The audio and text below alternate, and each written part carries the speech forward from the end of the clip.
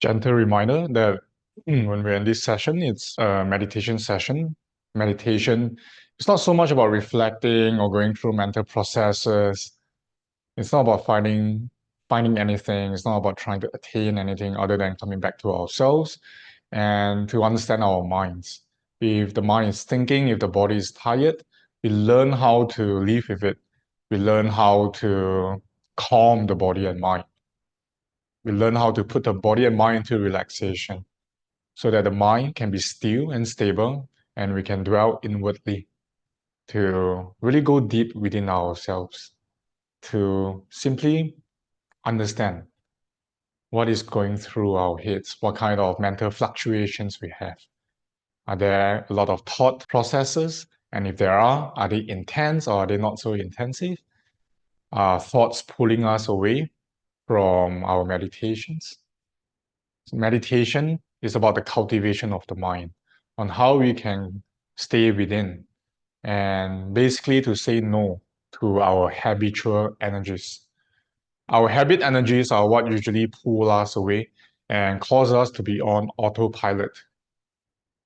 We have daily physical habits, ways that we will react, ways that you will eat, ways that you will take a shower, and even ways that you will button your shirt.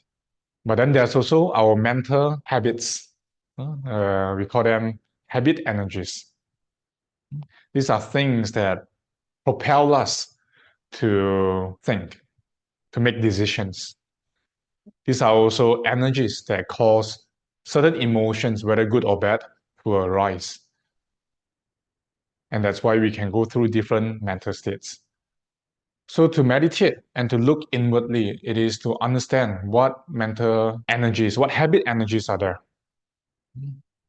So there is a saying that when you live in a community or you live in a monastic community, say that many habit energies will come together and your buttons will be pressed very frequently so that you can have an insight into how you're reacting, how you're being pushed, and then you can practice with them. When I was living in a monastery, we live with a lot of people. Sometimes we even have to share our rooms with different practitioners for an entire year.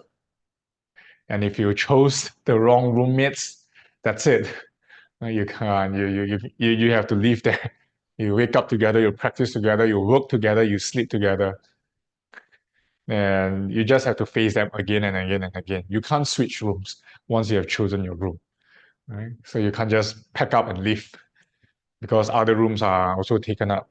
So there's an opportunity to look in for myself to see how I'm being pushed constantly because I can't change what's outside of me. I can't change the behaviors of others. Maybe I can try to reconcile with some of my fellow monks, but if they are late bloomers or they're just resistant to change, then there's nothing I can do about them. And all I have to do is just to turn inward. That's what my mentors told me. Just look within yourself. Is there dosa, which is aversion? Is there aversion arising in you? And if there's aversion, dosa, that is the habit energy that you're riding on to encounter situations and to think about stuff, to think about situations. So when we look inward, when we dwell within ourselves, is to understand what kind of mental energies might be pushing us. Let's say you're sitting and then you feel uneasy, right? You feel that there's physical suffering in your body today. And if you can learn to accept it, then that is that habit energy, the positive one. But if you choose to react or lament about it, about how you wish you can lie down or you want to stand up and leave or the meditation ends sooner, will we do something more interesting, then that is habit energy, right? The negative ones that is causing suffering. So in our day to day is the same thing. We think a lot. And there are situations where we really need to use our minds to think.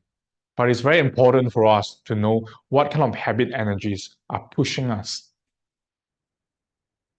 So complaining, right? Complaining is something that is, or ranting, these are very common habit energies that we just ride onto it and then we create a lot of suffering for our minds.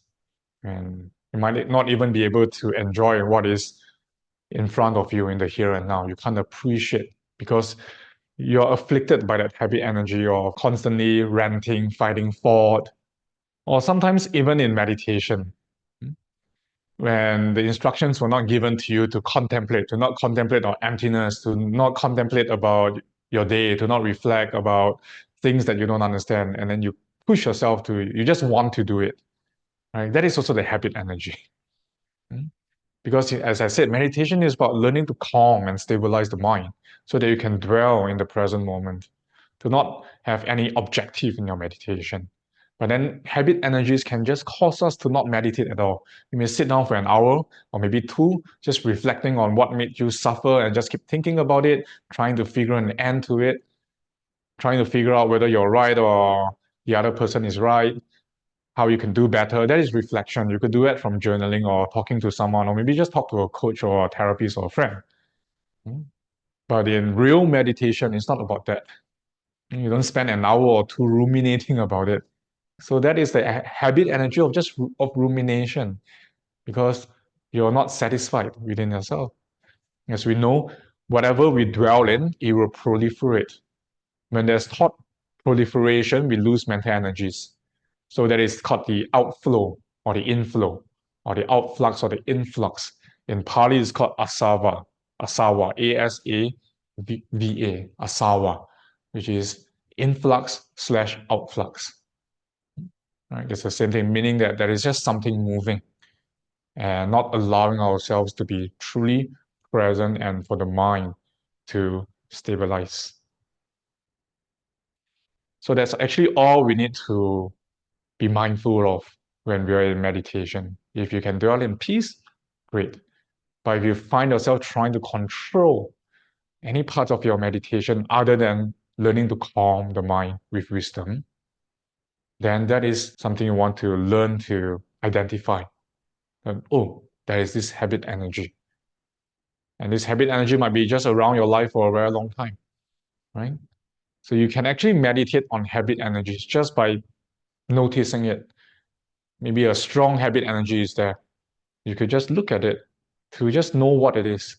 Because the longer you pay attention to it without flowing with it, without causing it to pull you away, then the more power you're cultivating to have more power over it. So that one day, when this habit energy comes up, you'll be able to notice it again and learn to stabilize yourself and just be firm.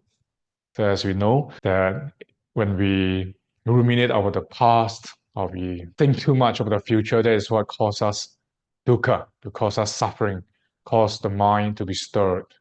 Meditation is a time for us to learn to quell the tides, to just sit. And we are not beginners over here. So there's not much reflection, or in fact, no reflections we need to do other than learning to calm down, and knowing that it's all about turning the mind inwards and being able to identify what are the things that is pushing your mind to think, pushing your mind to contemplate, pushing your mind to create something, or even pushing your mind to try to discover something. So those are not meditations. Those are the mind being distracted, the mind being distracted by itself, by its own habit energies.